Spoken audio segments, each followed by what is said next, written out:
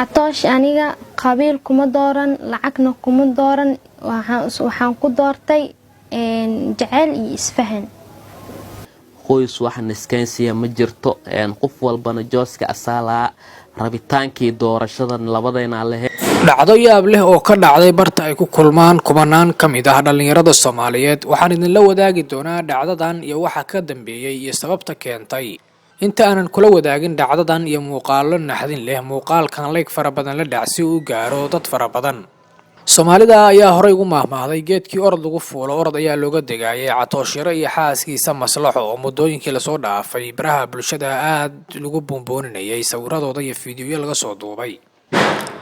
ayaa habeenkii xalay ahaa waxaa ka timi fariin aan wanaagsanayn oo dad Soomaaliyeed ay ku argagaxeen taasi oo gabadha u dhaxda Catooshire oo si naxdin leh u sheegaysa inuu Catooshire dilay taasi oo ku tilmaamaysa Catooshire inuu yahay qabiil aan fiicnayn oo gabdhaha dila balse ila daawo inta aanan ka hor dhicin Maslaxo iyo waxa ay ku hadlaan iga feer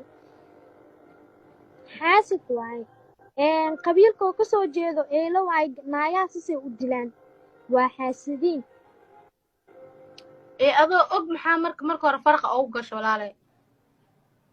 inoo ka fiican yahay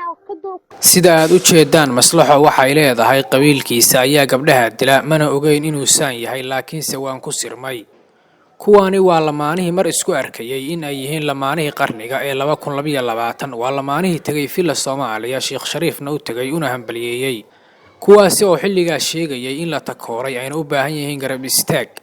shacabka Soomaaliyeed iyo madaxdooda ayaana u muujiyay garab istaag buuxa laakiinse su'aashu waxay tahay maxaa keenay in ay sidaan isku dilaan iskuna caayaan TikTok iyo Facebook jawaabtu waa in ay markii horeba si khaldan u adeegsanayeen social media ayagoo uusan ujeedkoodu ahayn in ay si ahaadaan qoys dhisan laakiinse raadinayay in ay views ka helaan si ay lacag uga sameeyaan Facebook iyo YouTube maxaan ka baran karnaa dhacdadan si aysan qoysas kale ugu dhicin su'aashu waa fududahay waana in laga fogaadaa soo bandhigida xaaskaaga iyo inaad views ku raadiso waana intaas oo kaliya muhiimadu iyo sidii uu qoys ku dhaqmi lahaa